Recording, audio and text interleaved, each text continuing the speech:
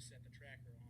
So that way, when you look at the plane, it's tracking that negative UV light, or the light that the plane is blocking out. So that's how that helps you acquire that target. So once again, tracking, activate Clear Blue Sky, safety and actuator switch. You're going to sight in. You can see the aircraft coming. I'll widen that down so you can hear it.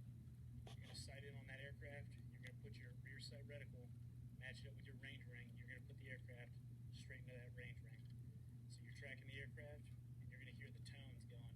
You'll be able to tell the difference between the tone of a tracked aircraft and if it's untracked.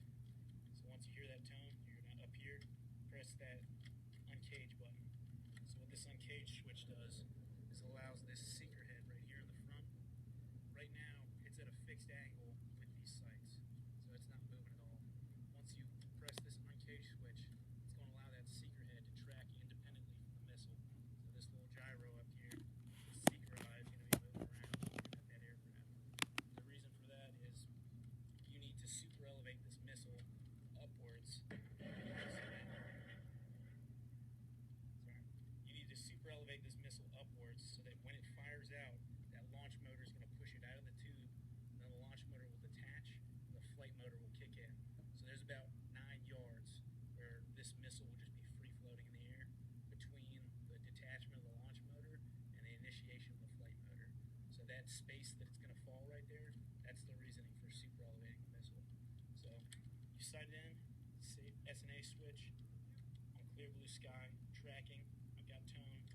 Press down my uncage button. Then I'm going to super elevate in this rear reticle. You're going to put it inside the canoe. There's a small square and then 2 small grooves, if you call the canoes. So I'm going to look down from my range ring. I'm going to put it in that canoe, and depending on which direction it's traveling, what kind of aircraft it is, I'll super elevate, and I may lead left or lead right, depending on the direction and the type of aircraft. For fixed wing aircraft, like these targets that we have out here, and rotary wing aircraft, like helicopters, prop planes, you won't do any sort of lead. They're slow moving aircraft. But for a jet aircraft, you're going to have to lead that aircraft so that the missile doesn't have to catch up to it.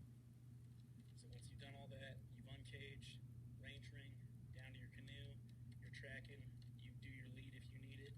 You're going to pull and depress that trigger for 3 to 5 seconds and wait for that missile to fire. And once the missile has left this tube, it's a fire and forget weapon system. So that missile is on its own, tracking